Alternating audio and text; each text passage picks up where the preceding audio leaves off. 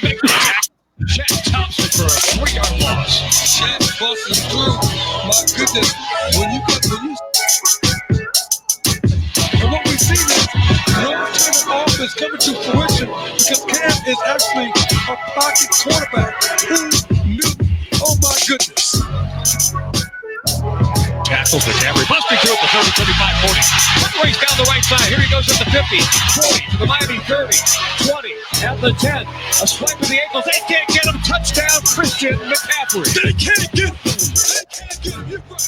They can't get him, but you can catch us. It's the C3 Panthers podcast brought to you by CarolinaCatChronicles.com, where every Tuesday night we chop up the latest Panthers news and opinions from the fan perspective. My name is Tony Dunn. They call me the professor. I'm here tonight with my buddies, Cody Lashney.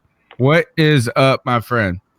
Chilling, man. It's another Tuesday night, and we're just going to stretch out our legs, man, and just enjoy the night and talk some Panthers football.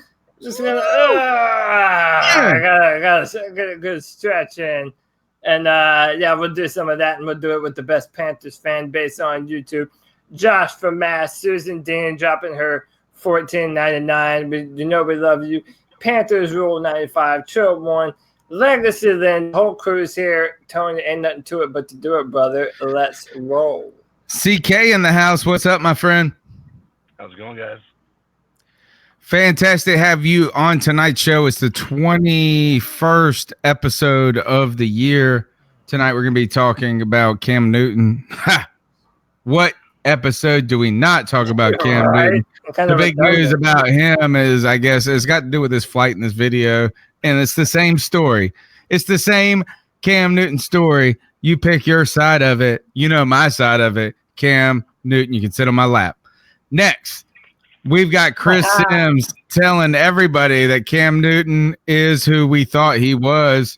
We'll talk about that tonight. And I also heard that Emory University put out a study about the best fan bases, this and that. And while the vast majority of Panther fans reacted negatively to this study, I'm going to tell you this, is I've got reasons for you to believe, actually for you to see some greatness out of this going forward. Add Tepper to this, and all of a sudden we're going to be climbing those ranks.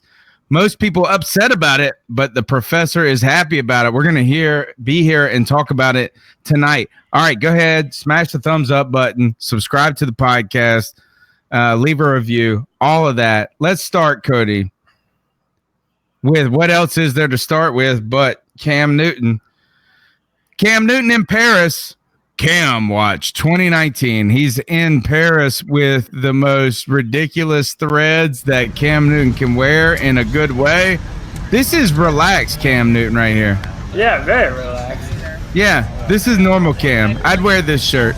I mean, I guess this got blown up into the biggest ordeal in the effing world, man.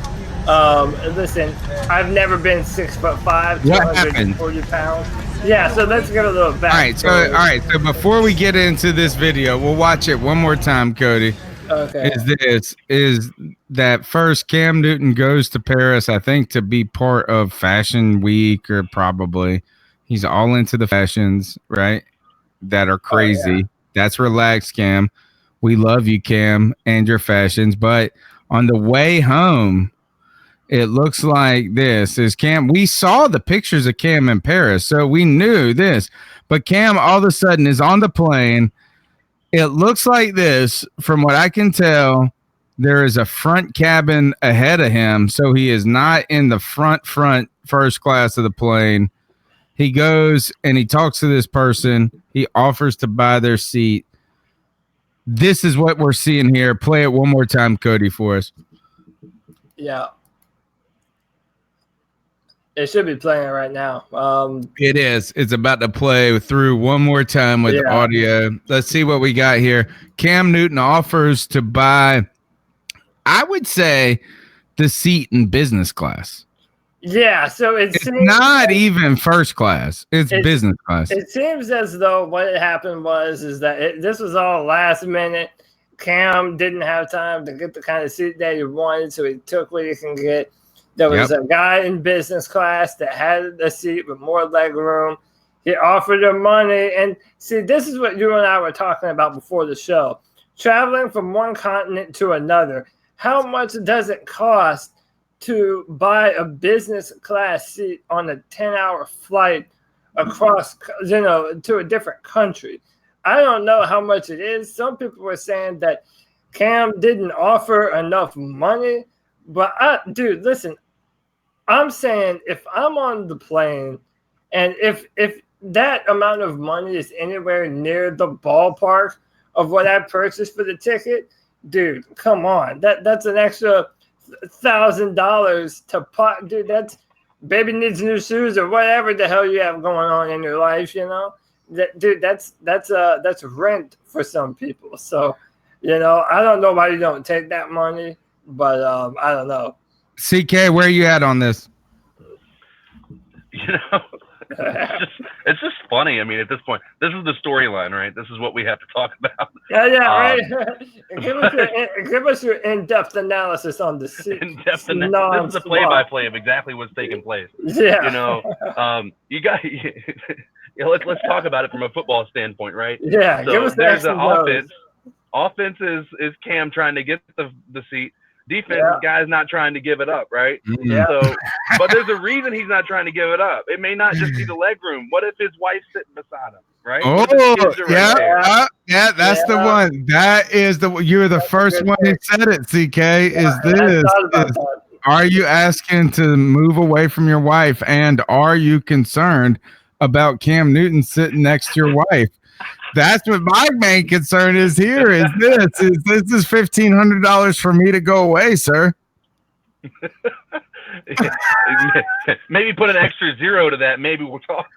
Miranda, I will not sit over here for $1,500. I think you're right here. Is that what I love about this, guys, is that this is a story. The rest of the internet and Panther fans will tell you to be mad about this, blah, blah, blah, blah. Like, why are we even talking about this? I always trash on Cam Newton. This is what I love about this, guys. Cam Newton is our star. We gravitate to him. Even in this moment right here, he's so big and bright. He is the son of Charlotte football. And I love that because nobody else is filming Jimmy Clausen at the airport. Now, the $1,500 thing. Did he offer enough? Those tickets easily cost $1,500 to go Paris to Charlotte is an easy $1,500, right? And Cody's exactly right. Why did people are saying this? Why didn't Cam book the first class? Is he too cheap? Is he like my boy Little Dicky saving that money? Maybe he is, but I doubt that. The case is he probably had to get back and he had his chance of going back tomorrow, late night, something like that. And you can take this one. And he got on it and he thought, hey, I will offer this guy. Well, he was trying to see where his seat was at. Then he saw he had someone sitting beside him. He was close. He goes for it. He shoots his shot. The guy says no. I don't know why he says no to $1,500. I would have said, Cam, I'll pay you $40 to sit on my lap. That is what I would have said. Is you take $15. You want to pay me $1,500? I was going to pay you $40 to sit on my lap for the next 10 hours. I would have bartered. I would have said, hey, listen, you plan on going to the Super Bowl this year? Give me some of them tickets, bro. Well, the other thing, is that the initial reports that I heard is that the guy turned down $1,500. Yeah, that's what I heard too. Right. And now it looks like 800 to 1,000. The other thing I do want to put everybody on is the guy or girl who said no to Cam Newton is welcome on the C3 Panthers podcast anytime to tell us their thoughts behind it. But my first question is this. Is it because Cam is a big, giant black man? You don't trust him to pay the $1,000? Number two, how do you not know are you worth more than $1,000? and you just want to sit there. Number 3, CK said it, could be a family thing, right? But $1,000, I'm tipping my cap to my wife and saying, hey, I mean, he could sit on my lap instead. No, let's give him a family experience, right? Hey, how many times in your life could you have your wife sitting next to Cam? And I'd be like, baby, listen, you see me all the time. Woo! For the rest of this flight, you're going to be sitting next to Cam Newton. All right? We're going to do this for the fan base. We're going to do this for our family.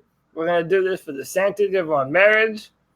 And the fourth option is why don't you come back? Is someone offers you $1,000 to switch seats? Why don't you say, would you do for $1,500?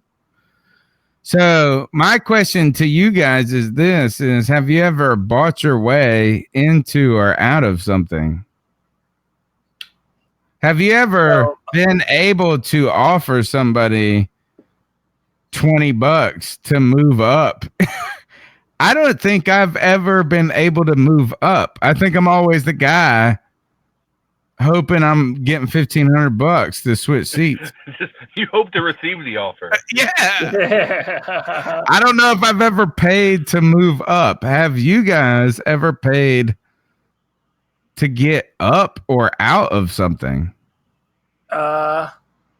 There's so many jokes to be made right there. I know. So I know. I know. Not do them too. Listen, man. I don't know if I've ever paid to get out of something, or paid to get into something, if you know what I mean. I'll say this: I'm the type of guy paid to get into. Actually, when you say it like that, I was hanging with Jerry Richardson and the owner of the Patriots, and I paid to get into something. And that was literally going to be my answer. Listen, we have this spot in Florida. You'll love it. I promise. It's $50 extra. Anything you want. Me and Robert Kraft discovered it the other week. Yeah.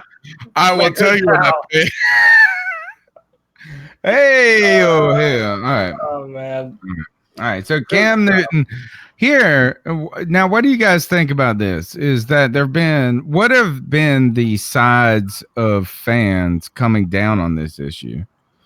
I feel like when I check Panthers Twitter, it's either like this.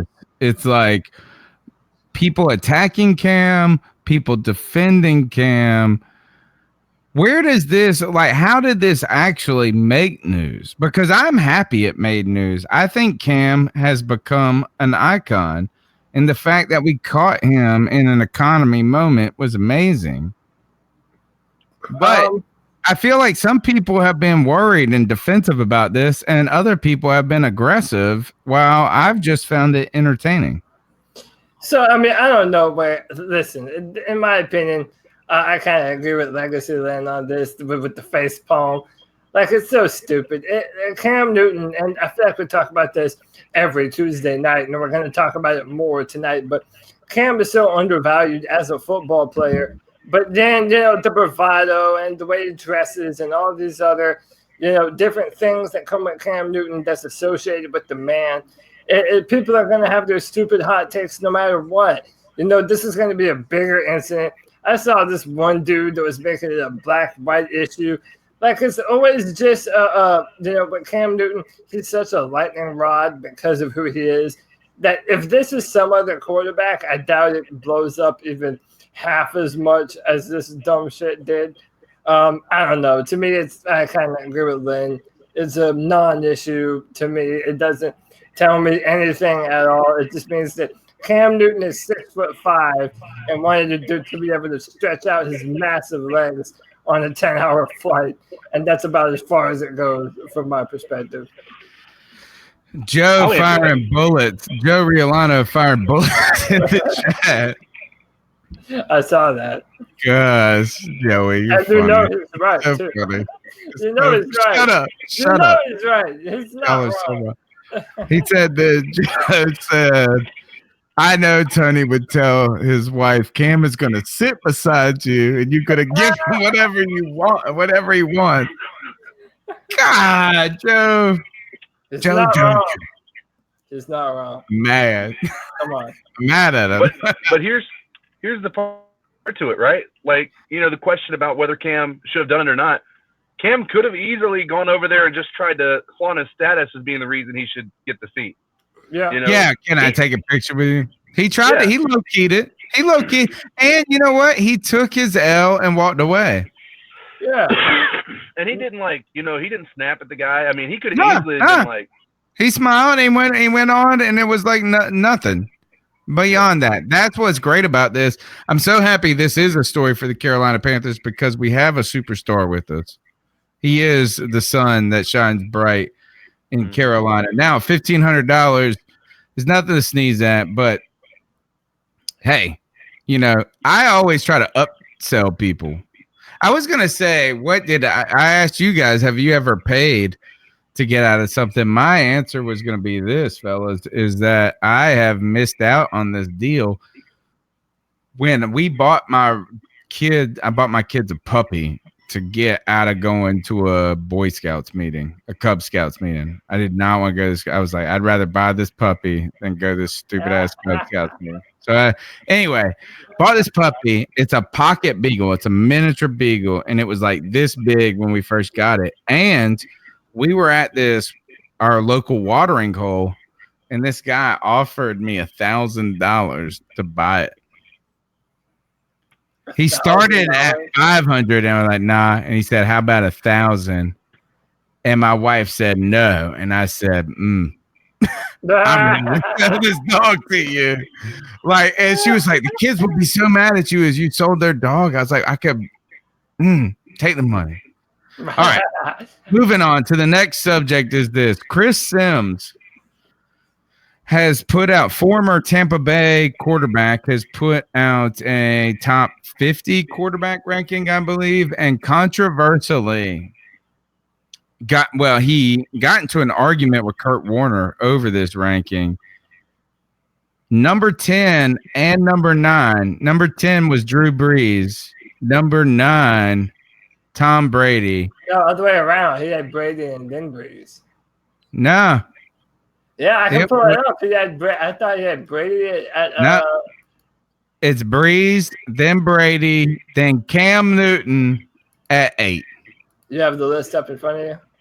I listened to the podcast today, so I feel like I'm confident about it. I could be wrong, but I'm ready to bet on my memory. All right. But being right. Tell me.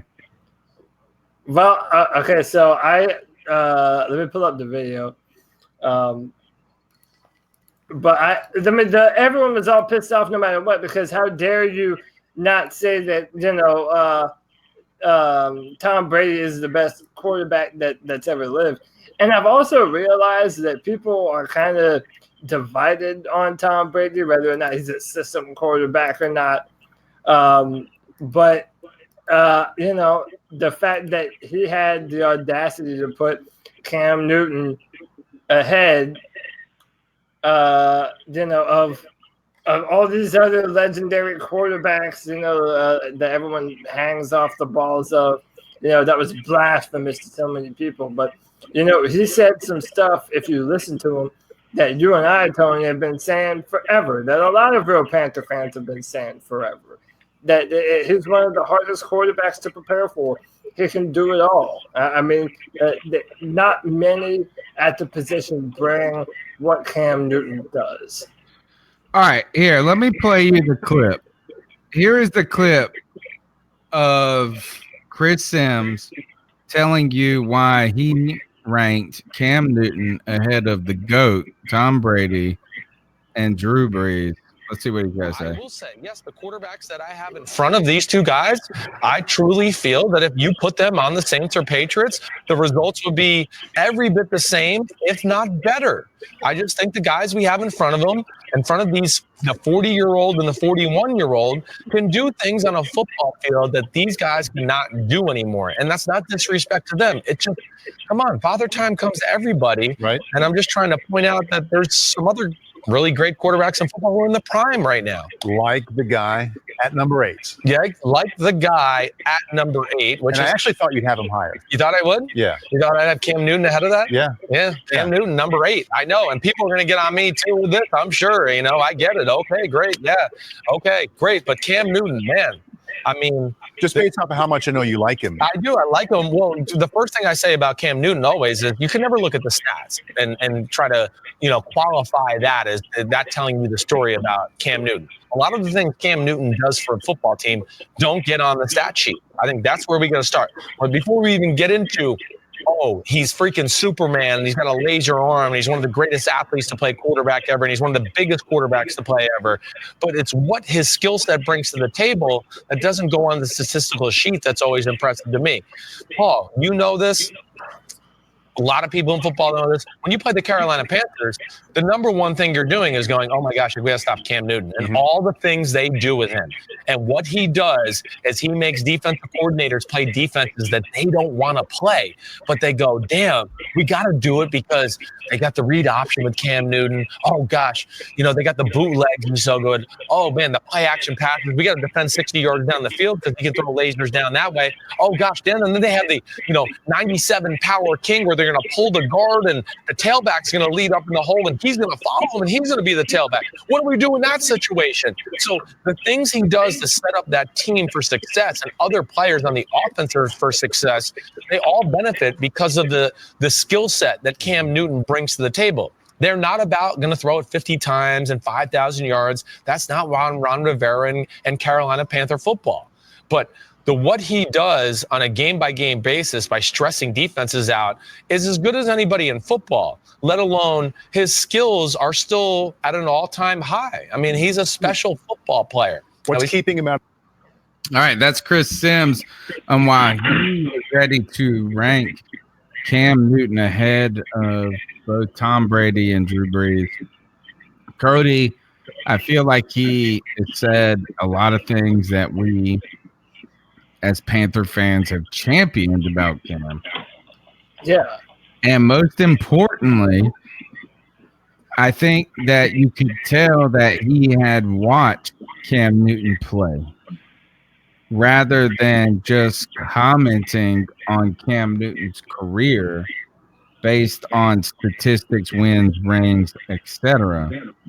What I like about the discussion with Cam Newton is that he is willing to consent is that other teams have adapted around their great quarterbacks while the Carolina Panthers have been Cam Newton only on offense. Yeah, so, it's something that, so for example, when you're going to play the New England Patriots or the Atlanta Falcons, you know that the quarterback can spread the ball around, but there's a lot of other things that they do in order to be successful. It's the offensive scheme, the offensive line plays well, and you know that you have to shut down a lot of moving parts. Whenever you play the Carolina Panthers, there's no Julio Jones to shut down. We're hoping for the emergence of DJ Moore and Curtis Samuel. But for the most part, and we've all known this, if you want to beat the Carolina Panthers, you have to beat Cam Newton. And someone just put up a tweet the other day. I think his name is Sion Fahey. People either love him or hate him. But they brought up all he is an Irish guy. Yeah, and he also, him and Jeff Schwartz hate each other. Yeah. So, I mean, listen, he put out a list of all the receivers who had more than 25 receptions in their career from Cam Newton, and it's a lot of them. And Steve Smith is by far the best player on that list. Cam Newton has been having to do everything from the moment they got in here, and it's refreshing to know that someone in the media isn't just parroting the same BS narrative. That okay, we're not just blind. Someone else is able to see what we've been seeing for years. That Cam Newton is the beginning, middle, and end of this offense. I mean, he makes it run. He's the passing threat, the rushing threat. I mean, he's a one-man wrecking crew, and he's had to be.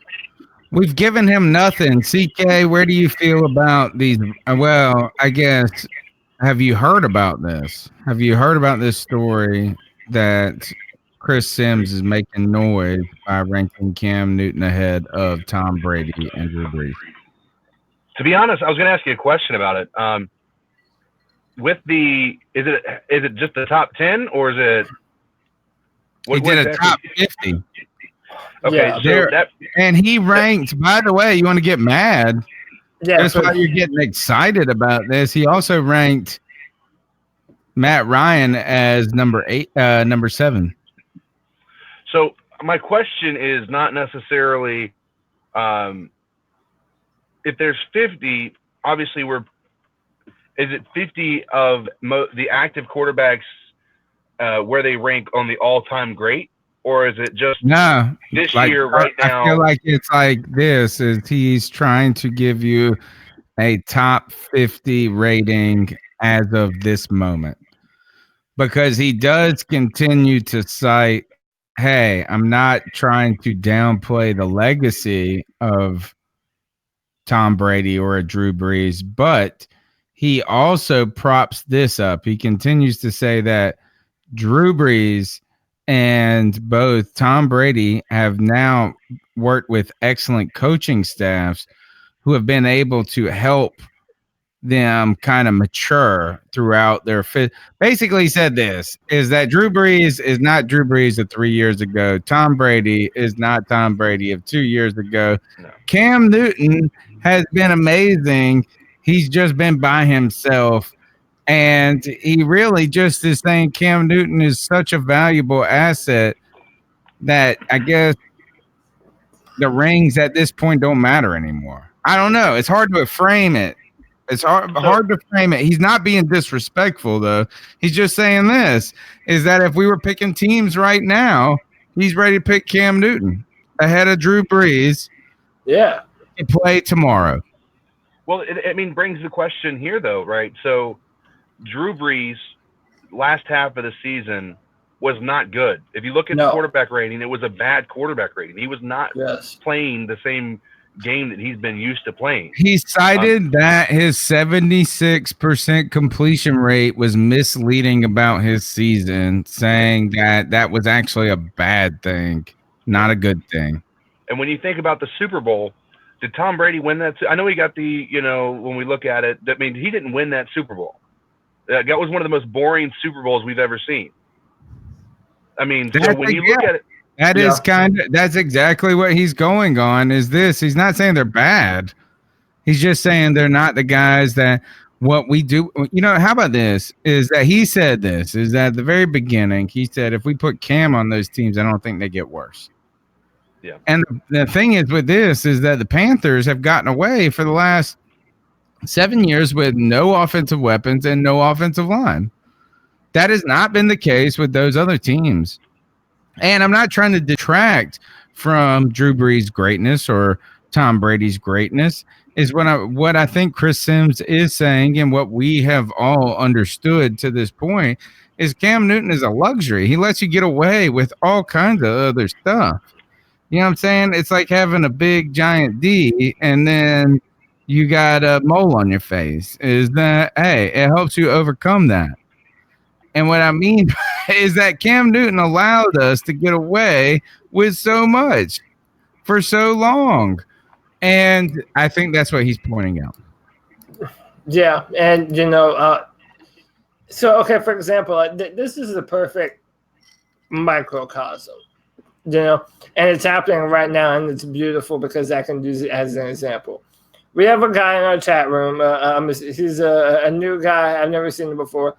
His name is David Tarr, and he's talking about, the evolution of Cam Newton. And can Cam Newton take the next step, when he's not able to scramble and all of this?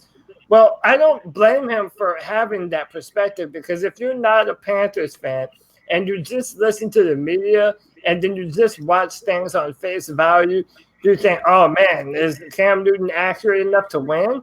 Or is just a scrambling quarterback? I mean, if you're not looking at it and you don't actually know what's happening, then it's easy to assume that, yeah, Cam Newton's been the problem. Most people that aren't Panther fans are like that. So then they hear someone like Chris Sims rank Cam Newton above the golden gods of Tom Brady and Drew Brees, and it doesn't make sense to them. But then when you listen to what Chris says, and what's very true, that Cam Newton forces defenses to play in styles that they don't want to play in. They want to be able to man you up and make you throw the football. But with Cam Newton, I mean, he has the ability to take off on a moment's notice. So you're not always able to play defense the way you want to, because Cam Newton forces teams to adapt to his style of play. And that's really frustrating to a lot of defensive coordinators. So it's every defensive coordinator. That's the point. Cam Newton is delicious. And the reason that y'all here is Cam Newton is so delicious that you love him when you have him, and you're going to miss him when you don't. That's just that simple. Sure.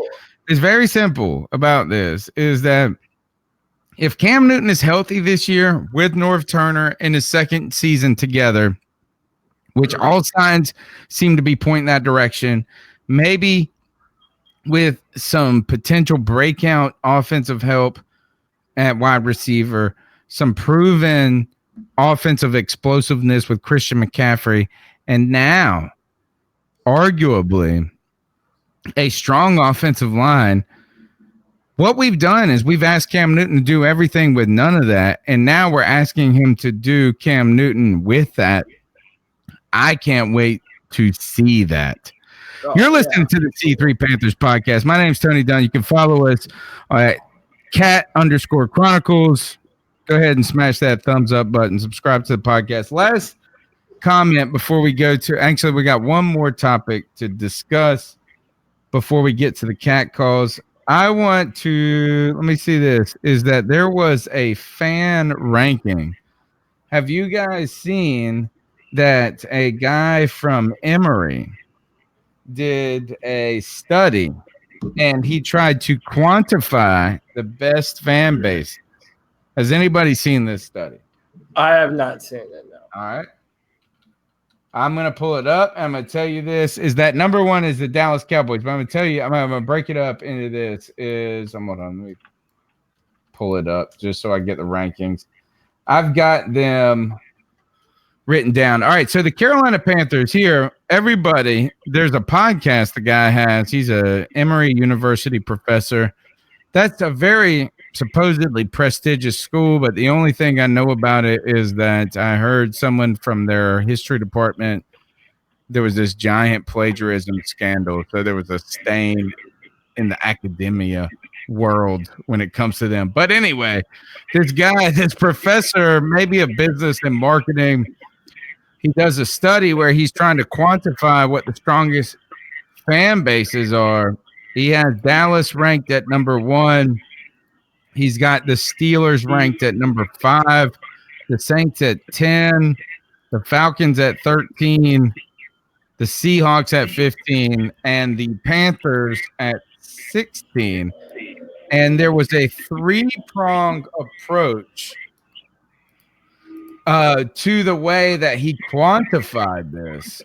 And what he did is he based it on social media, what I think he described as social equity, fan equity, which was about how much money people paid to go, I think fan equity was how much money you bought in paraphernalia. And then the third factor was road equity, and that's how well fan bases traveled. So the Panthers ranked 16, middle of the pack for fan bases. Initial reactions to this, Cody. Do you think the Panthers should be ranked higher or lower than 16? Honestly, I have no problem. Is it just right? I really have no problem with it, to be honest with you. I think that we're still in that, important, even though we're a 25-year-old football team, we're kind of still in that important phase of building our fan base into what it's going to be for a long time. I'm not too mad at 16. I'm more interested to know like what teams were we ahead of. So, for example, the Browns are always terrible, but everyone says that the Browns have this great fan base and they're so diehard, So it's like I really don't know. It doesn't. The Browns were ranked in the at 27. All right, so then I don't know. I'm not. It doesn't bother me really, and especially the fact that think of it this way. We are a small market team technically, like Nirvash, our good buddy old pal, points out in the chat. We're a young team in a small market. I guarantee you Green Bay is ranked ahead of us, but that's only because they have all this history. They've been around for a long time. They've had these legendary players come through their door. To me, it doesn't really say anything about our fan base at the moment. Tony, I know that we were once coined the wine and cheese crowd early back in the inception of the Panthers in the early years.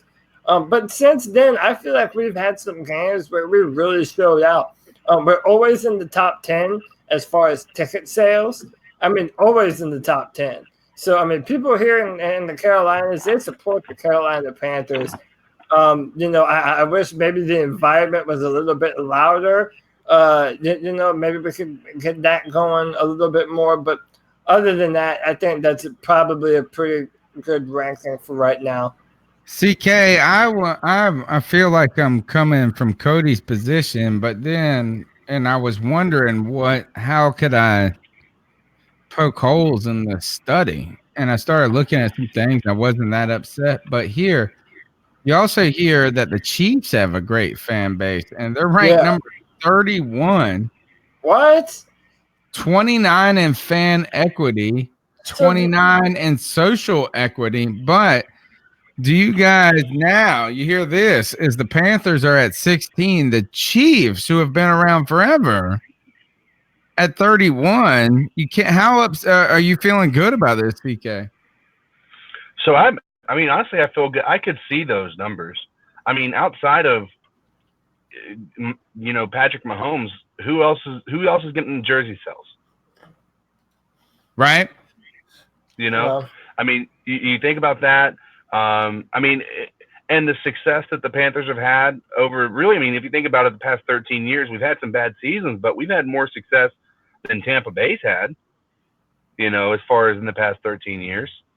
All right, so here I am going to poke some holes in this study. I want to tell you this is, first of all, let's clap about the Carolina Panther fans on this note. One of the things I was interested in was social equity, and that is how much of an actual following did these teams have when it comes to social media platforms. So there was 3 parts to this study. Social equity, fan equity is merchandise, and then road equity is the ability to travel to, like, how they turn out other places.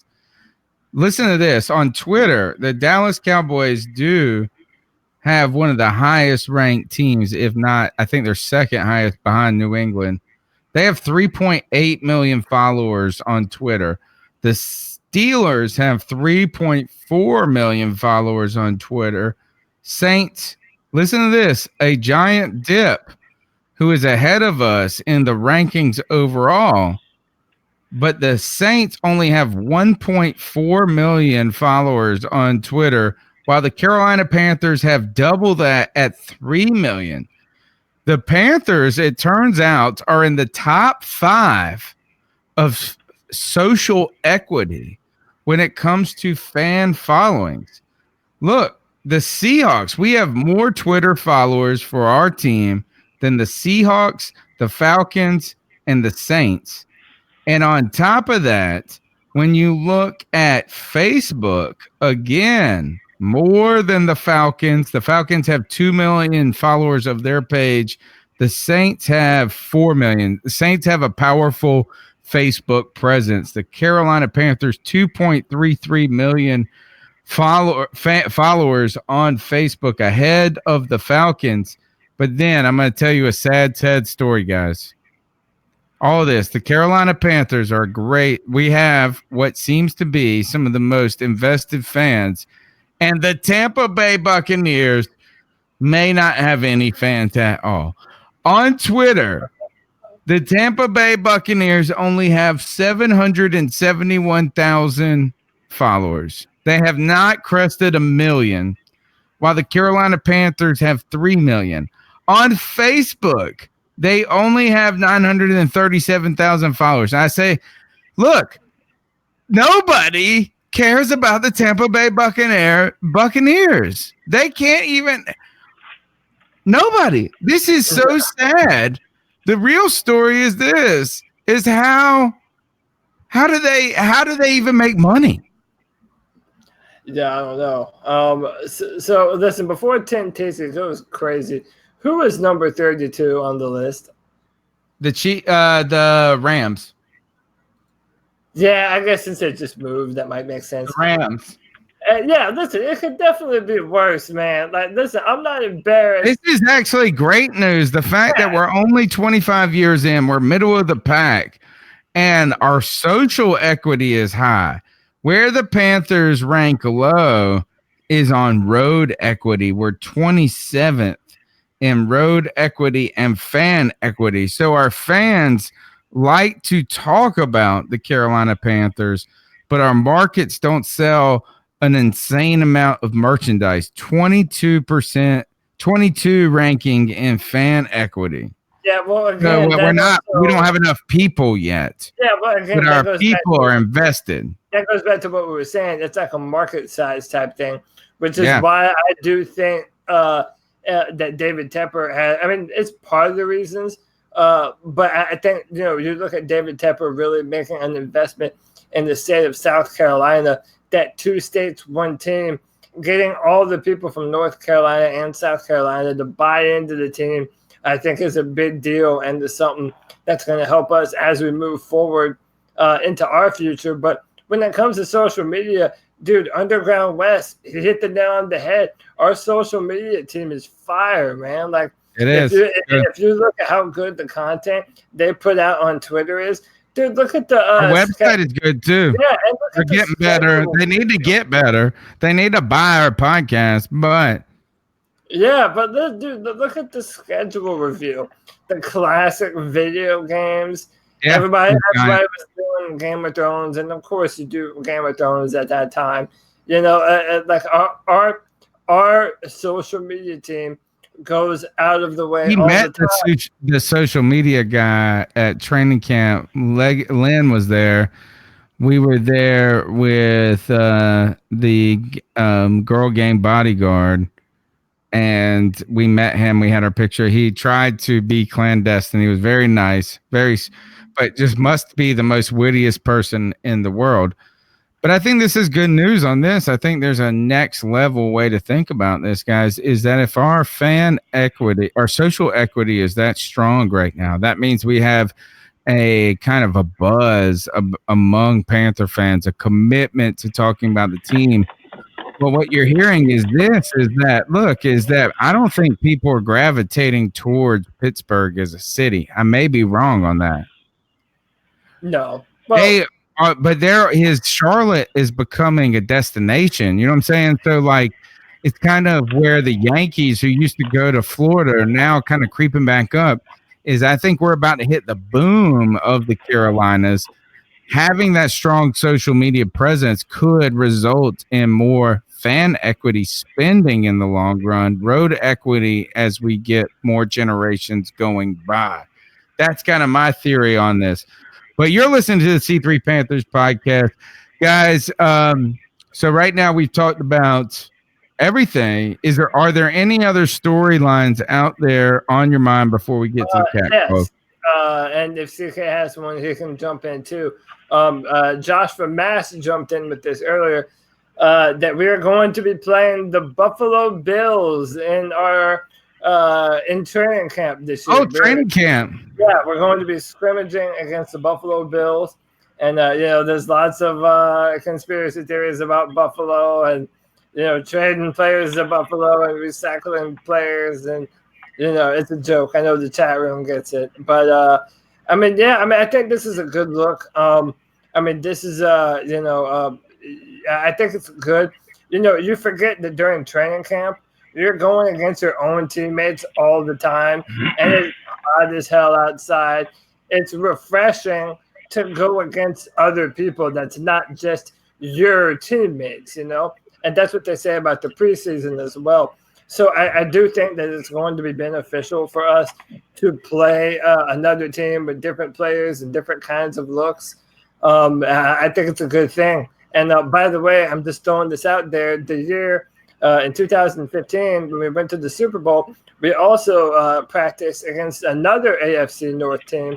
We played the Dolphins that year. So this year we've got the Bills. So that was also the year. That's what I was thinking. The thing that comes to my mind when we have these joint practices is Kelvin Benjamin tearing his ACL, and that's what happened. It was in a joint practice like this. So, hey, you got to do it against the AFC team. There are some ties between Sean McDermott and our organization. CK, we're 30 days away from training camp. We got 30 days to get through this desert of football. And there's nothing to this Buffalo thing, is there? Well, no, there's not. But first, let me say thank you to Susan Deans, if she's in the chat room, for she's going to give me her tickets for the preseason Buffalo game. Oh, wow. That's wonderful. Nice. Yeah, Susan so that's is the sweetest person in the world. Yeah, she's all like unprompted. Like I was asking about, she had a friend who's trying to sell PSLs, and I asked about the price on those, and I was like, yeah, those are a little outside of my price range, but she said, well, I heard about it. Buffalo. I asked about them. I was like, woo. But sorry but for also, asking, my bad. But also, we got to tell her happy anniversary. She just celebrated an anniversary. So happy anniversary to Miss Susan. Way to go, TK. Thank you, Susan. She has been a giant supporter of the C3 Panthers podcast. All right, guys, let's go ahead and jump into these cat calls and get on out of here. Oh, yeah. Go ahead, man. Go ahead. So not to beat a dead horse, but just to add to Marty Herney's resume, sign Paradis instead of going for Jonah Hill. Oh, yes. Oh, what a great point. Yeah. What happened today? News breaks that I thought it was Jonah Williams, right? Yeah, Jonah Williams, the first-round draft pick for the Cincinnati Bengals. Jonah Hill. Everybody, if you've been listening to this show for a long time, we previewed players in the league. Very high on this player. Yeah, we were very high on him. A lot of people were saying he's the next Joe Thomas. Very similar traits, very similar kind of player. I don't remember the specificity of the injury, like what exactly it was, but yeah, they say he's done for some sort of exit. I feel like it sounded, shoulder. Yeah, it was a shoulder injury, and it didn't sound like he just got injured. No, it said he just underwent surgery. Like this was existing. How does that even happen? Yeah, I don't. That's a good acting job. I mean, if you are someone who was hurt with a shoulder and could be a first-round pick, you got to do everything in your power to not let on to that. Okay, so by the way, Matt? Would you do it? Yes, I would. Just to put this into perspective, sometimes we feel like we've had bad luck in the draft. The Bengals' recent first-round pick. They have the worst. The Bengals' recent first-round picks, Jonah Williams is out for the season. That's 2019. 2018, John Ross. No. Then Billy Price missed 6 games with a foot injury. John Ross in 2017, 17 total snaps played. 0. And they're about to cut his ass. They hate him. Yeah, 2016, William Jackson, 0 games played. And Cedric Oboye, 2015. 11 games missed. So the thing that you do not want is to be drafted by the Cincinnati Bengals in the first round. Or you want to be drafted by the Cincinnati Bengals and then you don't have to play. The lazy draft. Yeah, the lazy draft. Man. I mean, it sucks for him, but that's the Alabama cat, right? yeah, from Yeah, Alabama. we were dying for. Very Oh my highly, goodness! very Thank you, highly Greg talented. Little, and your beautiful soft face. I hope you got a mean streak too. Yeah, I believe he does. Anyway, All right. that was it. We're gonna jump into the last segment of the show. Well, second to last segment. We got to ice some mugs up on the way out. But it's Cat Calls Line. It's where you can be a part of the C3 Panthers podcast because it is this YouTube chat and these cat calls and the discussion that lingers on Twitter that makes this show fantastic and has kept us going through it. The number is 252-228-5098. That's 252-228-5098.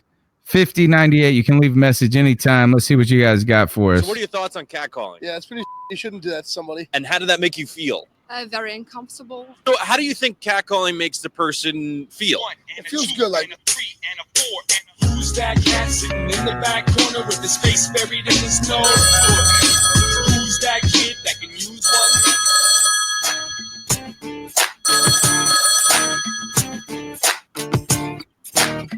Hey guys, this is DJ. I just wanted to call because I wanted to share an ice up pick. I want to ice Charlotte Hornets, man. Why is it every year they freaking suck at picking in the draft, dude? They suck. Yeah, they do. Mediocrity. Thank God the Panthers are not like the Charlotte Hornets. Keep pounding. All right, the first ice up pick is over the Charlotte Hornets. I feel that, man. The NBA draft has to be the worst thing ever. Dude, it's so bad. It's so bad. If you're There's only 20 spots, too. You know what I'm saying? Is this not like the NFL draft where we got to wait 7 days to assess it? It's over in one freaking night, and it's still terrible. Yeah, and the draft lottery is so stupid. It's supposed to prevent tanking, but at the same time, like, if you're the worst team, you should get the best player in the draft. Like, that's how it works. I mean, I don't know, man. I'm not as big of a basketball fan as I am football, obviously, but I so badly want to, ride and die for the Hornets. They just make it so hard, man. They really do. And now it looks like Kemba Walker isn't going to be there anymore. Yeah, I honestly hope that he goes where he can win a championship because it ain't happening in Charlotte. Not unless we start doing things completely different. But no, it's a million years away from Charlotte. Yeah, for sure. So I feel that ice up. Good ice up pick right there. Good ice up pick. All right, let's see what you guys got next. Hi guys, Rich in London. What's up, Rich? Yeah, we're being mentioned a lot everywhere. Have you noticed? I've been hard following the Panthers now since the Super Bowl a couple of years ago. And I listen to 2 or 3 podcasts a day on football and stuff. And I listen to you guys and everything. And I've never seen as much coverage as the Panthers as we're getting this year. So I wonder whether David Tepper's got a secret payroll for the media or for all sorts of outlets. But, we're getting positive. Chris Sims has just released something good about Cam, and Bill Belichick's speaking really positive about Cam. It's Peter Schrager's really positive about the Panthers, and I've not seen this certainly the last 2 years. And I know the team is better, but everyone could claim that all teams are better. And although I'm looking for the content, it's never been as much or as positive as this. So. Interesting development. It's really, I mean, from my point of view, it's fantastic. And actually getting my team's being talked about. Admittedly, not listening to Skip Bayless on the cried about our team not being talked about. There you go. For so long. So that was the first thing. Second thing is Cam's got long legs. As somebody who's only 5'8", I feel sorry for the guy on the plane. But what a non-story that was. God, it must. Like that full proportion. Anyway, I guess it really is the downtime at the moment. But I thought I'd give a quick phone in and just sort of pass on the observation. Hopefully, all the guys are staying fit and staying well. I saw that the only guy that I wanted above Byron Burns, Jonah Williams, has torn his shoulder and is out for the season. So maybe we dodged a bullet there. Let's just hope everyone stays healthy. Anyway, guys, as usual, your podcast is fantastic listening. And big up to everyone out there. So, yeah, Tony and Cody, great stuff. Hi to Susan. Hi to everybody else, G and all that lot. Okay, take care, guys. Keep having. What a fantastic call. Thank you, Rich Kingston from the UK. And interesting there. This is, I think, going back to my perspective when it comes to Cam Newton and this video about the plane, is that first, there's nothing negative to say about it, right? Is that I think the Panthers, I think the difference between this is that I don't think the Panthers are getting necessarily more coverage than they have, maybe a little bit more, right? They're juicing it from the media side, from the marketing side a little bit more. But right now, the coverage is positive to neutral to positive. Like, even this moment when it comes to Cam Newton on the plane, the worst thing you could say is the person said no. So I think that usually we're used to any enhanced coverage having also a slightly negative connotation to it, while it's kind of just neutral at this point. CK, jump in. What do you think, man, about the call and everything? I can agree. I don't think we're still getting coverage I feel like we should be. I mean, the love that I feel like, in my opinion, and I said it on one of my calls, I think we won the off season so far. I mean, when you look at what was available as opposed to what we have, we won the off season. And the fact that the Browns are being more talked about than we are, with Baker Mayfield did a pretty good job there the last half of the season. But when you don't play for anything, you can just do whatever you want at that point. But they got like 10 number one picks in Odell. Like, that is fine. Let them have that. We're coming with Cam, who's coming off the shoulder. I do think what Rich said was interesting. For the other part is how many years have Panther fans cried about not getting enough attention? We are to the point now is we're actually feel like we're getting a little bit of our due at this point. And I think maybe the Chris Sims has patted us a little bit today, so we're less defensive. And you know, something else that we need to think of too, and I think this is a loser mentality. You know, for a long time, it's always kind of been this thing with the Panthers that whenever the media was on us and talking about us and expecting us to do something good, that's when we shit the bed. And so there's almost like this reluctance where it's like, oh man, I kind of hope that they're not talking about us. That's exactly right. Where we need that reverse psychology. Yeah, and we don't have very many primetime games. We're not in the public eye a lot. And that's where we want to be, where we want to coast underneath the radar until people have to respect us. But this is what I'll say, though. If we want to be the type of fan base or the type of team where we are a perennial contender year after year after year, then us as a fan base, we have to start to get over that and understand that the spotlight and the media are going to be on our team more and more the more successful we are. And we have to know that our team better. The more it is, that is a good thing. That's why Cam Newton not getting the seat is fine. Next year, they're going to give him his own plane. I saw someone talk about it in the comments section. Turns out some people love the C3 Panthers podcast and the Cat Calls line because we got a little couple more calls to get through now. Hi, what's up, Pete?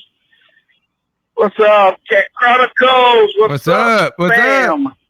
Carl D. What's going on, Tony and Cody? Carl D. Joey. Talk to me, What's going on? This is Carl D. How y'all doing tonight?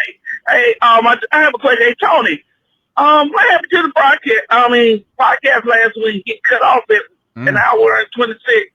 It didn't finish for some reason. I don't know. Don't talk about it. Don't talk about it. I've heard it on YouTube. Did anybody else in the chat room? It did it for all of us. 2 weeks in a row. Right at the end of we the don't show. know why.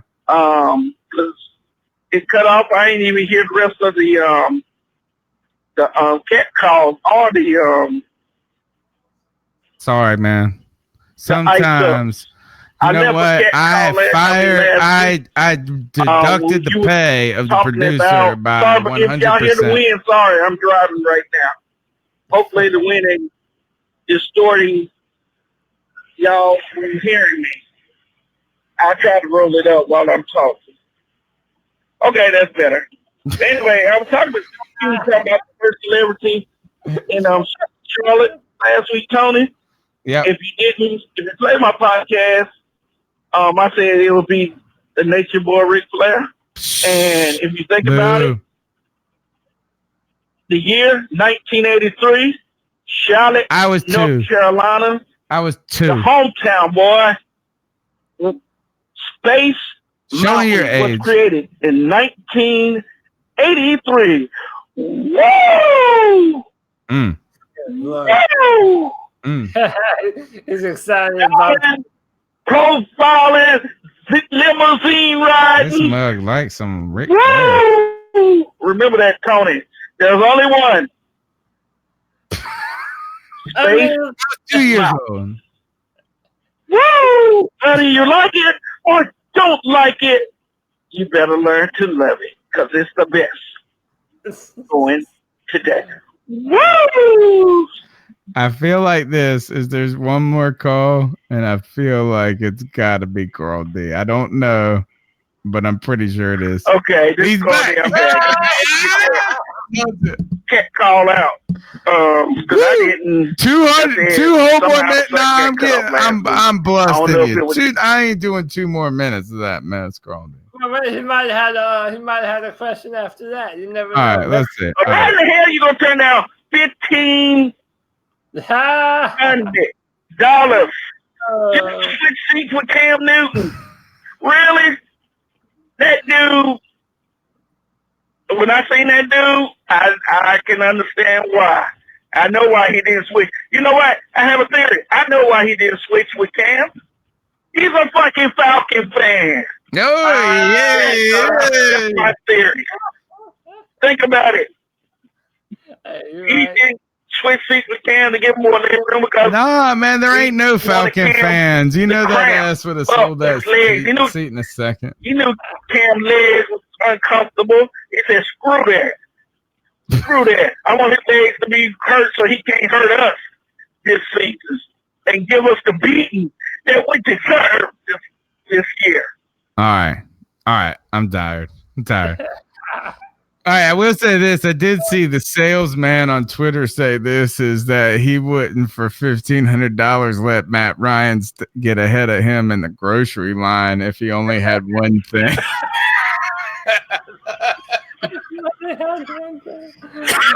How about that on that? All right, anyway. I think that let's go back to the theory of he didn't want him sitting next to his wife. I don't think he wanted to have his wife have a child named Chosen Snow. Oh, exactly. I have watched all of the Game of Thrones. I understand that. And turns out, John, you're king. You're king. Anyway. But technically not, but then technically yeah, but then technically I don't know where we're at. And all right, that's my ice up. Let's get into the ice up picks of the week. Okay, and my ice up pick comes to snooty Game of Thrones watchers who only bashed the end of the season, the last season. And what I would say is this, is that ultimately I just finished the series, no spoilers, but it felt like they had to try to wrap together a saga. And we needed at the last minute a moment of levity where it was like, oh, now go fix everything that's screwed up. I don't know what else. I just ultimately, my ice up pick goes to this, is that this is what happens when you inflate your own expectations. Is that Game of Thrones, I watched all of it. I've read more than the books than most people. Not everybody, but more than most people. And at the end of the day, it was a really good and intricate story. But if you make it better, like put it on a pedestal, it's going to fall short. I felt okay with the final season. So my ice up pick goes to the haters of people that just can't accept conclusion. Well, so I'm one of those people. Yeah. I'm gonna push back on you. See, all right, bring it on. Bring it on. I'm ready. So, again, we're not doing any spoilers here. It's a lot of people had there's dragons that fucking burn everything. Spoiler. Yeah, okay, but I've read all the books. Okay, so let me put my nose a little bit higher in the air than Tony Dunn's.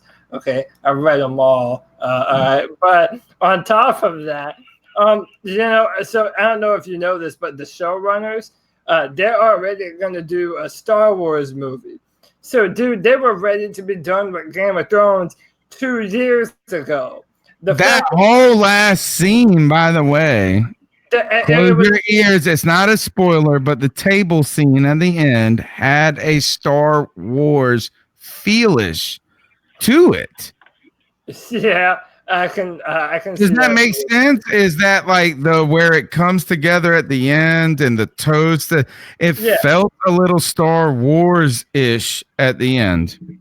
It felt like, throughout the whole show, you have a show that's built on character interaction and plots moving from one inevitable conclusion to another with a bunch of twists that you don't see coming.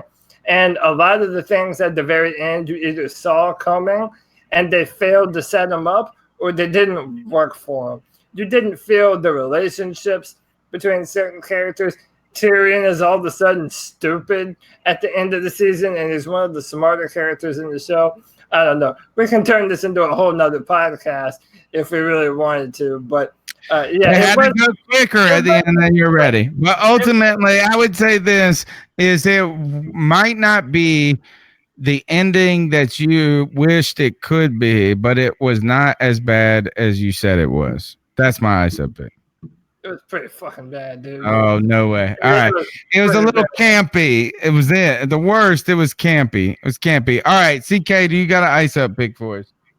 Yeah, I've been racking my brain, but I have one that I read an article today on CNN about a guy who was at his murder trial as being the suspect, the guy charged with murder for dismembering his date. And he tried to slit his throat in the courtroom, but so dude's in a wheelchair, right? He needs stitches. He was already in a wheelchair. Oh, he was already in a wheelchair. Yeah. Right. And he needed stitches, right? That's. So I said, I was sitting there thinking, I'm like, if I was that dude's attorney, I would say, how's he supposed to dismember this girl if he can't even cut his own throat? Yeah,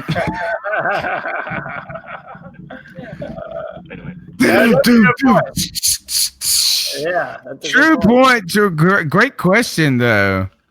Is if you can't, he was using a ballpoint pen as well. Like what I would do is call my client to the. I would like to ask my client to eat a steak in front of me, and they'd be like, "Sorry, I can't get over there and get it." Like, how is that? I don't even. He can't. Well, I don't know. Maybe he had long finger. Maybe he smokes blunts and he had that long thumbnail, and he tried to hit the artery with that.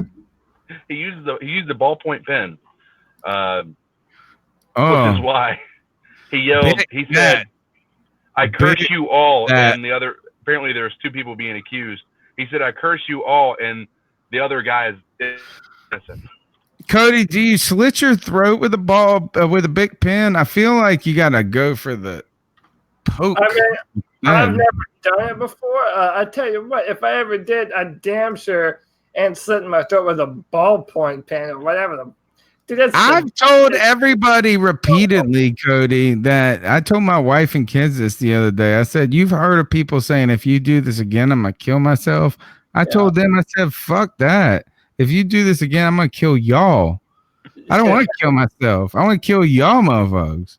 But all right, go ahead, Cody. I don't know if this is unrelated or not, but everybody asked me, like, You know, what would you do in the event of a doomsday scenario, or if a meteor hit, or if the zombies come? Dude, if a meteor hits, I want the thing to land on my head, dude. I am not down for any post-apocalyptic future. I ain't down for zombies. I'm not down for any of that. I'm finding the highest point and saying, deuces, y'all. It was fun while it lasted. Catch you on the flip side. I'm out. And I have no qualms about it. Where did this come from? Dude, I'm just telling you, everyone has their doomsday scenario. Oh, I'm going to build a bunker in case, we get bombed by Iran, or the Nibiru is coming back into the solar system. Dude, I don't care. If it happens, I'm one of the first ones to go, and I'm happily one of the first ones to go. Deuces, I like electricity way too much. I know, man. You take away my internet, and I'm ready to stab myself in the neck with a big pen. Jesus Christ. Sorry. All right. You're listening to the C3 Panthers podcast. I don't get an ice up. I thought that was it. Oh, I'm just that was it. Out there, man. No, I've been dying to know. What was it? No, man. This is my. And I had a great joke, too. That was a great joke. It was a great joke. But no, tonight we're icing up the man himself, Rocky Balboa. Sylvester Stallone has been slammed for charging over $1,000 for selfies in the UK. And I imagine if you're Sylvester Stallone, imagine you're one of the most famous people in the world, and your time is precious, and you know everyone wants a picture with you. Is this a dumb move, or is this like actually kind of like, well, hey, if you want me to take a minute out of my time, then it's going to cost you. It's the biggest dick move in the history of the world, and I love Sly and his movies and Rocky and all of this.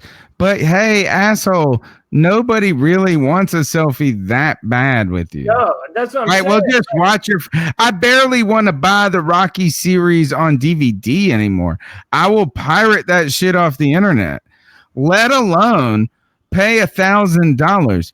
And this brings me back to Wayne's World. What am I going to do with a gun rack when I don't even own a gun? Fuck you, Rocky. I don't even own a DVD player anymore, let alone a slideshow player that would justify $1,000 to selfies with Rocky Balboa. Can I restore your opinion of Rocky? All right. So I would charity, agree. and now you got to make us feel like assholes. No. So here's the thing. All right, I would have said the exact same thing, but my wife hates me for this, and I'm always about the other side of things. This wasn't Sylvester Stallone actually doing this. It was an event planner who paid him to come overseas to the UK, and they only had 150 pictures allotted. So they have to basically, they did the same thing. Arnold Schwarzenegger did the exact same thing. And Mel Gibson had the exact same thing. Journalism, only 900. Yellow journalism here. But you got a deal. Your dinner only cost you $1. Turns out, no, the picture only cost you $1. Your dinner cost you $1,500. How are we moving the math around to making dinner in the UK? Beans and freaking sausage, a full egg breakfast with Sylvester Stallone. I better be able to wake up beside him naked for $1,500. But here's the thing, Cody. You can still ice up somebody. Yeah. I just wouldn't ice up Rocky. I would ice up the event planners. Or that asshole that paid for it. Hey, dude, how about this? I'll ice up my own damn self. I didn't do enough research. I'm icing up myself. I should have known better than to CNN. They all deserve it. They all deserve it. They all deserve it. It's all a racket, and Sylvester Stallone is either complicit or too old to know what's going on. And I even hear he's coming out with a damn Rambo like 27. And it will probably be pretty good, just like the last one was. Rocky shit is on point. That's the problem. It's all right. Oh, bad, dude. It's no way. His shit is good, dude. Geriatrics whipping ass.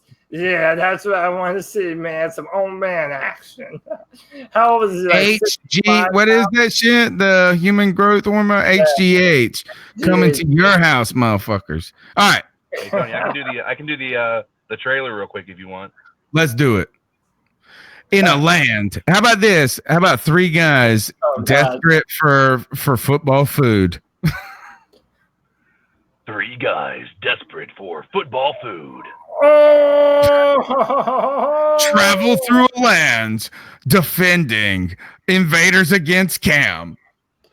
Traveling through the land defending invaders against Cam. I'm telling you, we're making the next Transformers movie. We're working on it in the background. All right. Okay. He's recording our next intro to the show. No, we're already working on it.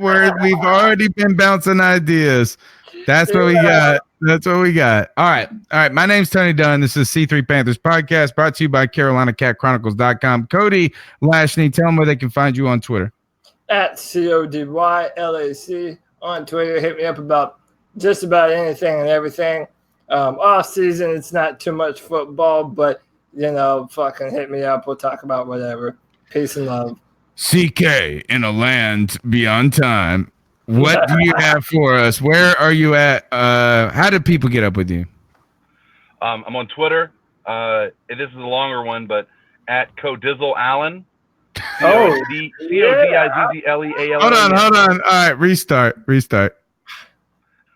It's at Codizzle, CODIZZLEALLEN. Codizzle Allen. Codizzle Allen in the house. Codizzle Allen makes Twitter way too complicated. All right. We'll see you guys next Tuesday. We've had a fantastic show tonight. Go ahead, smash the thumbs up button. Subscribe, leave a review, and call into the Cat Calls line. The number's 252-228-5098. Thank you so much for your time tonight, and we'll see you next Tuesday. Peace.